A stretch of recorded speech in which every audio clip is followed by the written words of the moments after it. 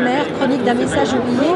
Il s'agit de la quête d'une petite fille qui remonte dans les années 50 pour connaître le sort que l'on a réservé à sa grand-mère, qui a disparu dans des conditions troublantes.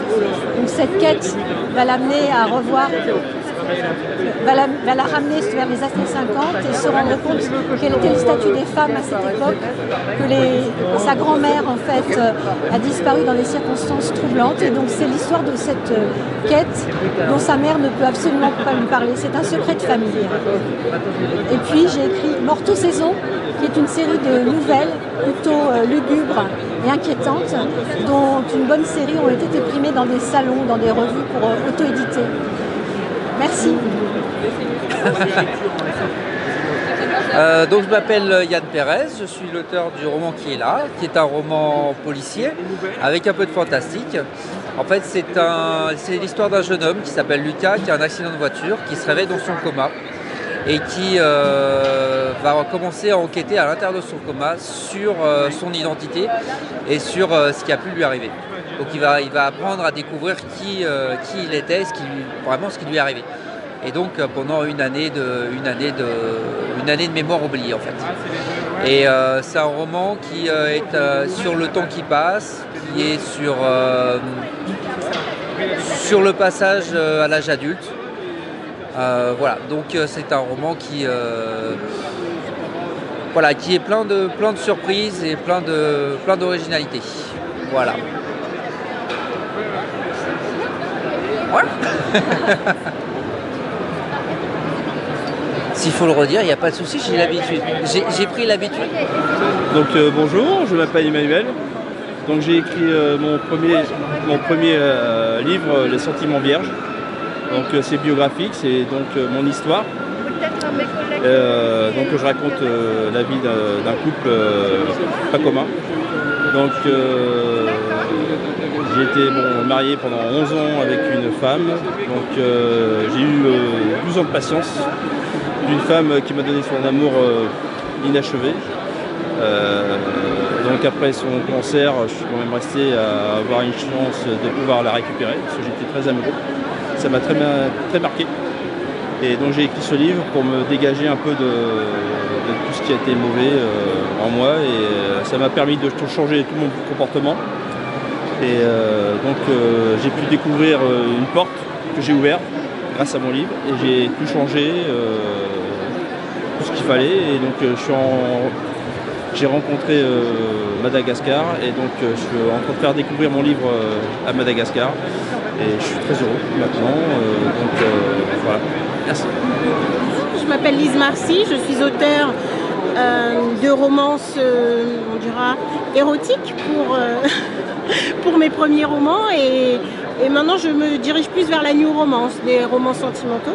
En l'occurrence, mon dernier né est Bastien, qui est dans une thématique seulement par amour, où nos héros et héroïnes en fait travaillent par amour pour quelqu'un d'autre, et tout ce qu'ils font c'est par amour. L'histoire de Bastien, c'est l'histoire d'un homme qui est amoureux d'une jeune fille depuis son enfance et qui se bat en fait pour la retrouver parce qu'il se perd de vue quand il est adopté. Il la retrouve, malheureusement, elle l'a attendu parce qu'il s'était fait la promesse de se retrouver et il n'a pas pu honorer cette promesse. Elle l'a attendu et il ne vient pas et elle sombre malheureusement. Et le rôle en fait de Bastien quand il se retrouve, c'est de l'aider à remonter en fait la pente et à voir si leur amour est aussi fort que ça. Voilà. Merci.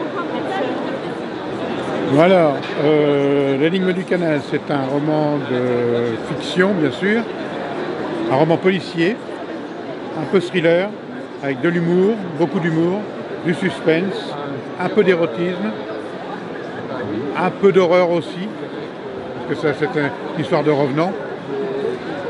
Un homme qui a été tué il y a une cinquantaine d'années, qui revient pour demander justice. Donc ça, c'est le premier roman que j'ai écrit. Et ensuite, vous pourrez trouver sur le site Les Livres à Fifi toutes mes autres parutions. Alors ça va de la nouvelle naturiste, nouvelle érotique, essai sur la religion et ainsi de suite. Il y a le choix. Voilà.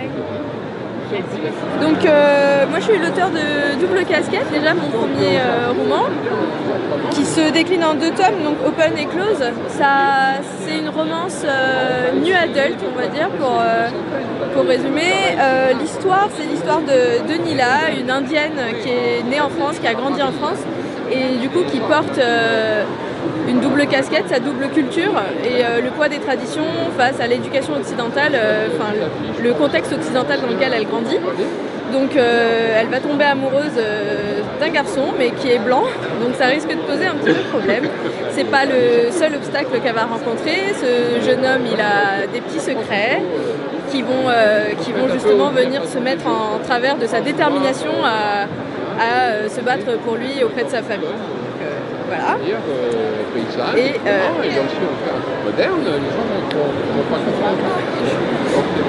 j'ai aussi écrit Deep Under, donc c'est un roman qu'on peut qualifier de drame psychologique. C'est un fond de romance, mais avec des personnages un peu plus âgés qui ont eu une vie parfois un peu difficile, et c'est pour montrer qu'on peut, quoi qu'il advienne, que la vie continue et qu'on peut trouver le bonheur ou pas. Et voilà, c'est un parcours initiatique, c'est le parcours initiatique du personnage principal qui va évoluer auprès de Barbara, qui va l'aider justement à trouver un sens à sa vie après avoir perdu le seul sens qu'il avait à sa vie. Voilà. Sarah Devan. Alors bonjour à tous, je suis Arcadjim et je suis là pour vous présenter justement Space Omega, les déjantés du Santa Barbara. Alors, Space Omega, ça parle justement d'un équipage qui est sur le pire vaisseau spatial du monde, avec l'équipage le plus improbable du monde, et d'un jeune terrien qui va être téléporté, malgré lui, par accident, sur ce vaisseau spatial. Et dès son premier jour, il va mettre un peu le bazar en se confrontant à la mafia cosmique et en leur faisant exploser un casino. Donc, ça va partir tout de suite en vrille. Et pendant toutes leurs aventures, justement, cet équipage vraiment déjanté va se retrouver confronté à un problème qu'ils auraient bien voulu se passer. Et durant toutes leurs aventures, où ils traverseront l'univers, ils voyageront même entre l'univers, ils appliqueront ce qu'on appelle des replis stratégiques le plus souvent possible. Et ils nous prouveront à chaque étape que plus on est de fous, plus c'est l'anarchie. Sans oublier un narrateur qui du coup explose le 4e mur et qui donne son avis et modifie l'histoire en temps réel. Voilà, donc pour tous ceux qui aiment la science-fiction humoristique, l'humour à la Pratchett, voilà, Space Omega, les déjantés du Santa Barbara. C'était Arcadjim. Bonjour, je m'appelle Vicky Hook. Je suis d'origine cambodgienne. J'ai grandi et connu le Cambodge de Pol Pot. J'ai écrit ce livre pour devoir de mémoire envers ma famille. C'est avec une grande joie respectueuse et une grande humilité que je transmette cette histoire appartenant à l'un des événements les plus dramatiques du XXe siècle, le génocide pour les Khmers rouges. En gage de leurs émotions, mes lecteurs m'ont écrit et m'ont envoyé des lettres de remerciement pour cette période noire. Donc je vous conseille de regarder sur les réseaux sociaux. Mon livre est diffusé partout. De bouche à l'oreille, il fait son chemin, même étudié au collège. En vous remerciant, merci. Oui, bonjour, je suis Elijah Le Baron. Je suis l'auteur de Personae, l'éducation du scribe, un roman qui est à la fois un roman médiéval fantastique et à la fois un roman de science-fiction. À vrai dire, ça joue énormément avec les perceptions du lecteur. Et eh bien, le lecteur de science-fiction aura plutôt tendance à voir de la science-fiction. Celui qui voit de la fantaisie médiévale aura plutôt tendance à voir de la fantaisie médiévale. Mis à part ça, c'est l'histoire d'un jeune scribe, un véritable boulet en termes de héros. Il a beaucoup de mal à survivre dans un monde complètement médiéval et impitoyable comme George R.R. Martin a tendance à l'écrire, par exemple. Et puis, c'est un indécrottable romantique, c'est quelqu'un de très intelligent, mais vraiment qui essaye toujours d'aider son prochain, qui se dit que si un chevalier veut lui couper la tête, il lui suffit de discuter avec lui pour éclaircir ce petit problème. Voilà. Et donc, notre jeune Devaline le scribe que l'on éduque, eh bien, il va lui arriver diverses aventures et il va finir par sauver le monde, l'humanité de l'oubli, il va même sauver l'histoire. Mais pour tout savoir, il faut lire le bouquin. Donc, bonjour, je m'appelle Audrey Plénet, je suis auteure d'un roman de science-fiction qui s'appelle Noosphère. Noosphère raconte comment l'humanité du jour au lendemain est capable de tout savoir sur tout. Donc vous pouvez aussi bien savoir la formule de la fission nucléaire que la date de naissance de Barbara Streisand. C'est absolu. Et on suit les aventures en fait d'une scientifique à qui le gouvernement français demande de trouver un moyen d'arrêter le phénomène parce que ça n'arrange pas du tout les puissants de ce monde que soudainement tout le monde puisse tout savoir. Voilà. Et comme aussi les nouvelles découvertes scientifiques sont partagées, il n'y a plus de pays qui est plus fort au niveau armement qu'un autre. Donc ça bouleverse tout au niveau géopolitique. Jusqu'au jour où il y a une anomalie, un homme qui est différent et qui pourrait tout remettre en question et permettre de nouveau le monopole du savoir. Donc ça de la science-fiction, ça bouge beaucoup, il y a beaucoup d'action, il y a un poil de romance, il y a de la philosophie, vous apprenez plein de trucs, c'est super. Voilà. Et c'est en e-book ou en papier, voilà, sur Amazon.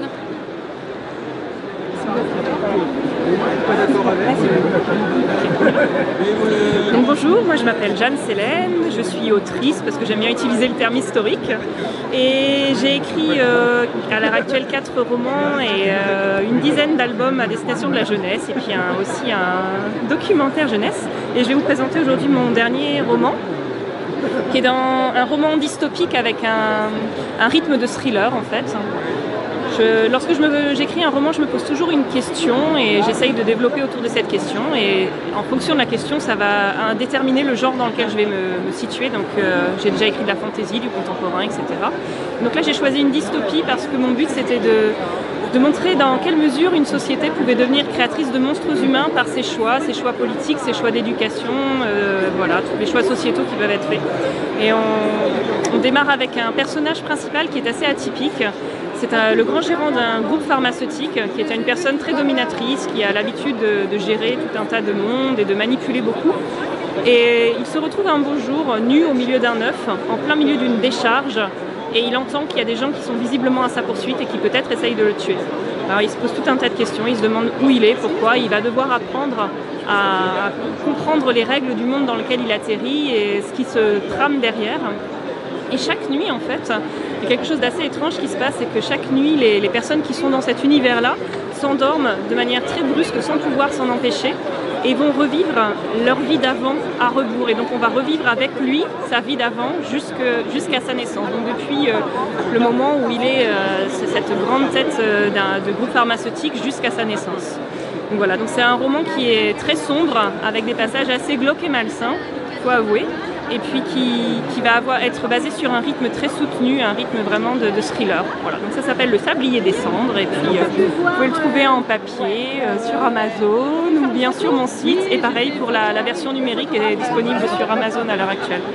Et puis je viens de passer le speed dating d'Amazon et il a été retenu en sélection du jury mais pas sélectionné au final. Voilà.